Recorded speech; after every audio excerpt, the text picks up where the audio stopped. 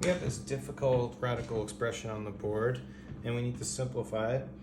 We're going to need to be able to factor this numerator. If this can't factor easily, then this problem would be too hard. So we're going to go down that road and hope it works. What I want to do is start, I'm going to manipulate this numerator. I want to get it to look like the denominator. So we'll rewrite our minus 12 to start as minus 2 minus 10.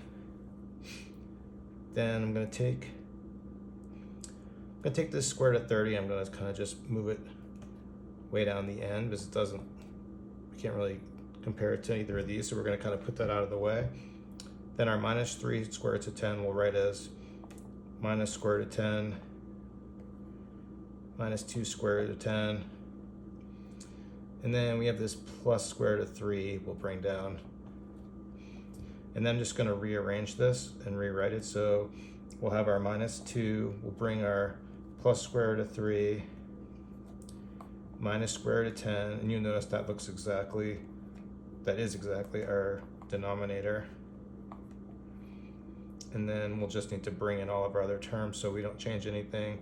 So we have our minus 2 square roots of 10, and we have, oh sorry, I forgot my minus 10.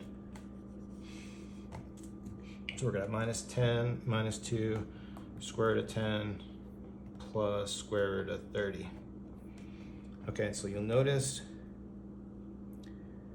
that this piece and this piece match exactly. What I'll do is I'll make a little substitution. We'll call this X, we'll call this piece X.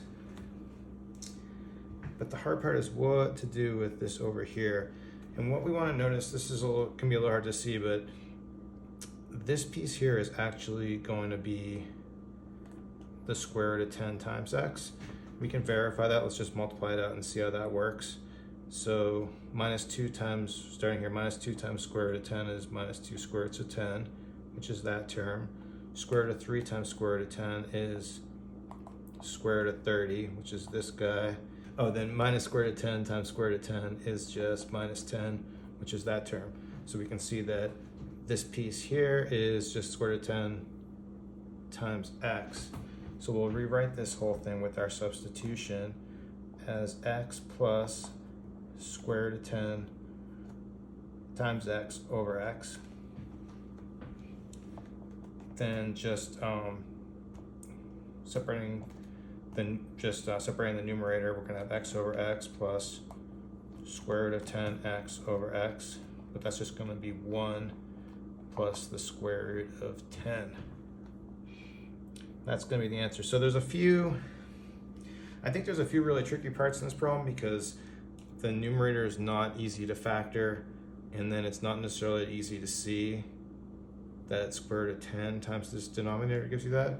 But what you'll notice is when you multiply this x piece times 1 plus square root of 10, the 1 is just going to repeat this x, so we have this x here, and then square root of 10 is going to give us this piece here.